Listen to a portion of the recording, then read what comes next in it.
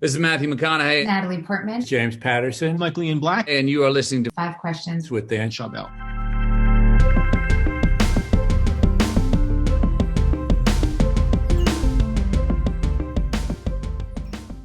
Terry, welcome to Five Questions. How you doing? Good to be here.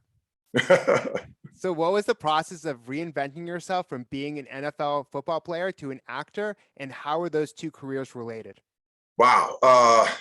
Well, the process was being willing to basically throw away everything that you knew before and starting over. It was literally like my whole life was going east, and then you've been walking for 10 years, and then you stop and turn around and decide to go west.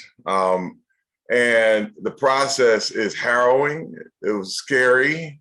It was humbling, you know, because my first job in LA after the NFL was sweeping floors in a factory because I literally went broke. I was not a star player, so I didn't have a lot of money to begin with.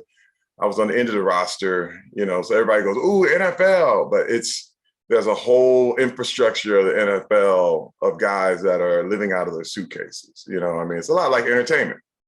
I mean, now that's the comparison with entertainment is the fact that, you know, the NFL taught me how to be rejected. It taught me that, you know, no is negotiable. As long as, because, you know, I was 11th round draft pick. I was not supposed to make it. I was even a walk-on at my university. So everything I was doing, I was not supposed to be there. So, you know, all I heard was no. But I realized that if you just kept going and if you just took one step and then another step, you will eventually get what you want. And no changes. It changes by the day. It changes by the year. I mean, people will tell you no today, and then next week it's like, oh yeah, because their needs change. And you start to realize, wow, this is all a flowing thing. This is not set in stone. Nothing is set in stone. So going into entertainment, I was prepared to be rejected. My auditions, I learned not to take them personal. I learned just to roll with the punches. And believe me, you get your feelings hurt a lot, but that's the point. I mean, literally the NFL hurts your feelings all the time and they hurt your body. And to me, the entertainment world was much easier. At least I knew I wasn't gonna break my neck, you know what I mean? So that's definitely, you know, the main comparisons. Yeah, all that rejection made you just more resilient. And now, what is rejection anymore for you? Because you've gone through so much, so many obstacles, so much failure and rejection over the course of your life. So it's like you're ready to meet that rejection and overcome it in a way in which someone who hasn't had those experiences could handle it. Well, you know what? And this is the weird thing, is that problems just grow. They don't disappear. A lot of people feel like, man, you reached this spot, now everything's easy. And no, actually the problems get bigger and just more different. There's a problem that comes with being broke, and there's a problem that comes with having money. And they both hurt. Like, it's all crazy. It's a very insane, like, you know, one thing I found is when I was broke is that you have a lot of friends. Everybody loves it when you're broke. When you're broke, everybody's with you. Everybody's holding your hand and caressing your back and inviting you over. But when you move out of that space, there was a lot of people who are like, man, F you, Terry Crews. You know what I mean? Who you think you are? Oh, you think you're better than us now. And I was like, wait, what happened? You know, I had an answer machine message that I had on my machine for years. And it said, hello, this is Terry Crews. I'm taking it to the next level and I'm not going back. And do you know there were so many people that were offended by that message? And I mean, dude, what you try? I mean, the messages they would leave were like, where are you going? What do you mean? What is that? What are you talking about? And I was like, and then that's the way I determined who to take on with me and who to leave behind. So that was a very intense time. So, you know, a lot of people feel like, oh man, you made it now and you're at this spot. And I haven't even really came and done in LA what I came here to do. I came here to be a filmmaker. I haven't done that yet. I've done a whole lot of things all around it, but I still have been facing rejection in that realm. I mean, a lot of people don't see the projects that I've written and tried to get going, and they failed miserably.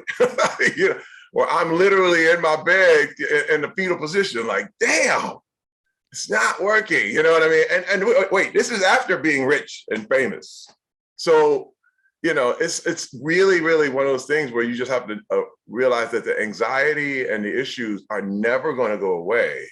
So you have to learn how to deal with these things in a healthy way. Yeah, and the stakes get higher. So you're more responsible. There's more money behind you, and no one feels bad for you. If you say you're having a bad day, you're Terry Crews. Who cares? I know. You can like buy yourself a new day. Oh, You know? dude, you're so right. That's exactly it. Like, what the hell you got to complain about? You're like, I'm not complaining. I'm just saying. And then you just have to realize you don't get to say anything. You know what I mean? That's another thing. Being in that position, it's a little bit like it's a very lonely spot. You know what I mean? And yeah, go ahead. When did you make the shift from leading a life that you thought your parents expected from you, from the one you always wanted? Oh man, that shift happened really early. That shift happened in high school. My father, he told me he wanted me to be in the military, and that was his big thing. You got to understand, my family did not like sports at all. My father was a worker. He was all about going to the military, and his dream for me was the military and being a Green Beret or whatever it was. And then my mom was really religious, so we couldn't listen to secular music. We couldn't dance. We couldn't couldn't go to the movies, and they didn't practice sports. And everything I do now, I wasn't allowed to do as a kid. So when I remember being in high school, around my junior year, and I was like, I'm going to the NFL. I want to play sports. And my father was like, man, look, only 1 in a million ever do that. You need to give it up. And I was like, I'm 1 in a million. I'm 1 in a million. And I told it this, and I'm telling you this just like I told him that. That was the moment. It was like a lightning bolt. I knew that I wasn't going to get any help from them, not in that way. And you have to understand too, all this requires power. And power, the definition of power is the ability to achieve goals with or without society's support of those goals. Now, everyone thinks power means with, but it also means without. Power means when you don't have the support, you still have the ability to achieve those goals. That is what power is really, really all about. And I realized that I wasn't going to get my family support on this. And I had to find another way to get this around them. I mean, in every obstacle, there's an answer. It's like on the flip side, it's a coin, you know what I mean? So every obstacle, there is an answer somewhere in there. I just got to find it. Yeah, I love that. And I think that the other important aspect of who you are is you're very competitive, right? And because you've entered industries and professions that are the hardest to make it in the world. And so I think there's something that draws you to that, you know, the fact that things are so hard. So it puts pressure on you to say, I'm going to rise above and achieve what people don't think I can achieve. But I want to stop you there. You know, one thing I did discover was in competition was my downfall. I was extremely competitive. And what happened is that I started turning people into the enemy as opposed to my obstacle. You understand what I mean? And what I mean is by, you know, competition became a thing where I wasn't battling, you know, and I have to put it like this. If people tend to believe that competition is necessary for people to overcome and get better, but resistance is necessary, not competition, because competition is about beating your partner, beating your fellow, whoever. If there's an actor going out for a gig, I hate him. I instantly hate him. We're going out for the same thing. I have to beat you. But the problem is, it's like the Olympics. If you're looking at your competition you're not running your race. You are now looking at that person and you're slowing yourself down. You're actually putting yourself in a box. And for years I did that. And being competitive gets you a long, long way. But what happens is when you get there, it's scorched earth. Because now you have probably destroyed all your relationships. You're successful, but you are somewhat cold, callous, and alone.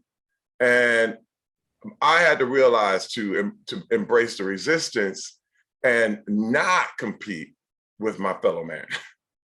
Yeah, that's a great point. That's what I tell my friends. I'm like, I'm not competing against anyone besides myself. That's right. Yeah, great point, Terry. You've openly talked about the mistakes you've made, including, being overly competitive, but you've also made some mistakes as a parent and as a husband. What did it take for you to confront these mistakes and make amends with your family? Intervention. When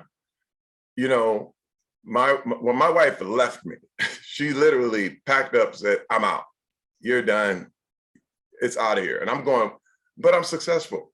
But I've achieved everything that people dream of. I'm already there. What are you talking about? You're crazy. And for me, what happened was, it's like this. In certain people's lives, in everyone's life, you're either a fool, a victim, or a king. And what happens is you're a fool for a long, long time. You've done stuff, you get goofy, you're doing crazy stuff, and you mess up your own life. Then you become a victim, because once you mess up your life, you start to blame all these other people. And the thing is, you never run out of excuses. You never run out of reasons why your life is messed up. I mean, I could tell you, and I got a long list, and the table will never end. I'm Black. I was born in Flint, Michigan. It's white supremacy. I got all kind of, I didn't have any money. My father was alcoholic, and all those things are true. That's the problem. As a victim, you're right. But now, in the king stage, you say, but what am I going to do about it? What am I doing wrong? What do I have to do to correct this? Wait a minute, I already know these obstacles are there. So how can I do this? Because the only one you can control is you. You put yourself in a totally powerless position if everything outside of you is responsible for you. And that's where I was. Everything. My wife was my problem. My kids were my problem. The work was the problem. This was the problem. And I never looked at myself. And the intervention was when my wife and my whole family was like, we're done. That's it. And it allowed me to see the world as it really, really was. And that I realized that it was me. It's me. I had these issues. I needed to deal with this stuff. And man, it was a watershed moment, bro. It totally changed everything. And wait, I was successful. That's what's so crazy. You can be really, really good in one thing and just blowing it up, and the whole other side of your life is just going in the garbage. That's what people don't understand. And you can be great at one thing and horrible at another. You know what I mean? So yeah. It was a wonderful move, and I thank God that my wife did that. To be honest, it saved my life. Because I don't know where I would be right now. If I had continued along that path, this is when you get the news flash of Terry Crews imploding. And whoa, what happened there? I mean, we get it every day. Somebody just totally, whoa, what happened to so-and-so? It happens to athletes, it happens to entertainers, it happens to businessmen. And I could have been easily one of those. Yeah, it happens to very successful people. And when you're in it, you're not thinking about your own situation because you're in that situation. So having that third party to help you kind of introspect and understand what you're going through, and that, these actions are your fault, and then coming out of it and being accountable is definitely a bright path forward. Well, this is why you have other people in your life. I mean, you don't have eyes in the back of your head. You need someone else to tell you, hey, wait, there's a train coming behind you. You know what I mean? Like, sometimes you can't hear it and you don't see it, but we're not all seeing beings, you know what I mean? And that's just why you need somebody to tap you on your shoulder and go, hey man, you okay? Because you look okay. Exactly. Totally. And in your books, you talk about money, relationships, and religion. How are these areas connected in your life? Wow, man. Well, that's a big question. First of all, it starts with what you believe. It totally starts with what you believe. And if you believe that, like I said, that everyone else is responsible for you, that's going to affect the way you handle your money. And that's also going to affect the way you believe in your faith. Because, I grew up in a church that actually believed that we were powerless. And again, it was a cult. I ain't gonna lie. I mean, when I grew up, we weren't allowed to do all this stuff because, the devil was in everything. But it also affected the way we spent our money, because it was almost like, if the devil's in everything, the devil's in money. So it was a sin to have money. It was a sin to be rich, because those rich people are evil. Somehow they went and got, like, we used to drive through neighborhoods and look at big homes. That's when I was a kid, and be like, I bet those people are miserable, because we wanted to be there, but it was like, oh man, but look at that. I bet you they're living lives of sinful lives. It's so helpful to be poor and humble and this kind of thing. And the truth is, none of that was true. None of it. And the belief system affected everything in my life, and to the point where I would get credit, where my whole thing was about just getting credit and not wanting to pay it back. And I just developed this whole sense of entitlement and no responsibility. So I would run up bills and not pay them and just expect things to just work out. Well, God's gonna do it, just really ridiculous ideas, man, that again had to be reframed and reshaped into something that was real. And again, there was a small intervention there, because I had my best friend who I used to borrow money from all the time. And after like my 20th loan, he was like, no. And it woke me up. It was like, what in the world? And wait, and I was mad at him. And I'm like, why? And all of a sudden it hit me. I was like, why am I angry at the only person who helped me in the first place? And then I had to shake it off. And that's when I got that job sweeping floors. And when I learned that I could earn my way and do something about my own situation, again, that was the watershed moment that I never stopped working after that moment. And that was literally right after I moved here, and I've been working ever since. That was 22 years ago. Yeah, that's great. And I think that the big theme here is from victimhood to accountability. And That's that right. transformation that you've been through your life has really been beneficial. And now with, people who are, giving you help, your friends, people who are not, loading you money anymore, it forces you almost. It's like when people like have heart attacks, the way they live their lives are completely different. Maybe they take more vacations because they don't know when their last day is. So it's like all these like moments in your life triggered you to start taking things more seriously and changing your belief about money and relationships and religion and all of that combined. Yeah, I want to say this too. I mean, hey man, first of all, I don't want to come off cold and callous, man. People have been hurt. People have been damaged. You know what I mean? Like, sometimes you don't know your way out, man. And what happens is, when you look at the conservative viewpoint, they don't have a soul when it comes to this stuff. They're like, it's all you, your responsibility. You put yourself in this mess. Now you got to dig your way out. But how are you going to do that? Like, that's another thing. Like, if you fall in a hole and you can't get yourself out, only thing left to do is yell help. And some people will get mad because they're like, you're weak if you yell help. You know what I mean? And that's where I look at some of the extremely conservative, viewpoints out there that have no empathy. There's none. And they're brutal on people who are poor and are trying to make it and doing it. And again, it's all everyone's personal wake-up call, but at the same time, we got to empathize. People have been damaged.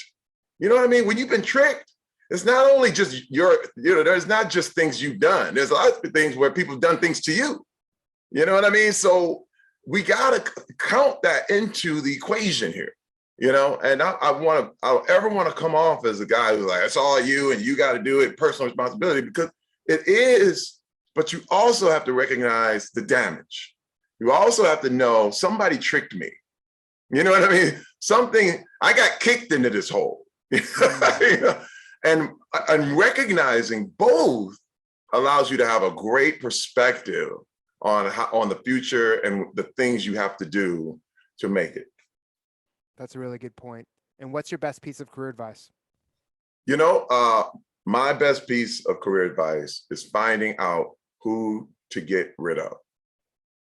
Man, you cannot take everyone with you. And this means family, this means friends, this means coworkers.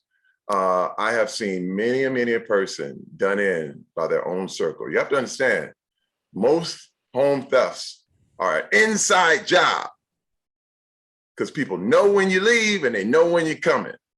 They know where you are and they know what your weak points are. And the thing was, I remember just trying to keep everybody and just trying to hold on to everybody. And you realize it's quicksand or you're drowning and you can't, all of a sudden you can't save everyone. And if everyone has a hold of your leg, you're going to go down and you're going to go down fast. And so I started to cut people off. I literally had to decide who can I take with me on this journey. And the way I like to phrase it is like a rocket ship. You can't take the whole rocket. It starts breaking off pieces. As you hit different parts of the atmosphere, pieces have to break off. And in order to keep going, because if you held on to it, you're going to sink right back down and you're going to go falling right into the ocean. So I realized as I keep going, this circle gets smaller and smaller and smaller.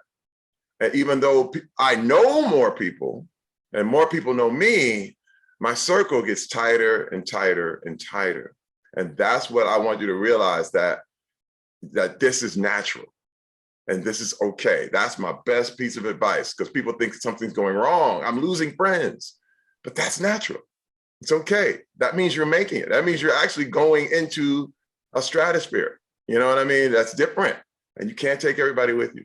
Yeah, in different parts of your life, different phases of your career, people might be good, but once you reach different levels, you go into different industries, or you're certain, you have kids, then other people might not be as good of a fit for you. And that's okay, because maybe that frees up some time for them to find other people that are a better fit. So you're, in a sense, you're doing them a favor, even though people might think that, you don't want to get rid of friends, it's a bad thing. And there might be a stigma around it. It's actually good for both people, because everything becomes an opportunity cost. It's so good. It's the sunk cost fallacy. You know what I mean? People this was actually Steve Harvey's best piece of advice too. Wow. He gets it. He's more systematic about it. He writes everything down and grades people. So it's a little bit more intense. Whereas I think you're just, you just know, it's probably more of a gut reaction. Yes. But I think that's important, because we only have so much time, and it's not like we get more time as we get older. We have to be more thoughtful about who's around us. So thank you so much for that advice and for being on the show. I appreciate it. All right. Thank you, Dan.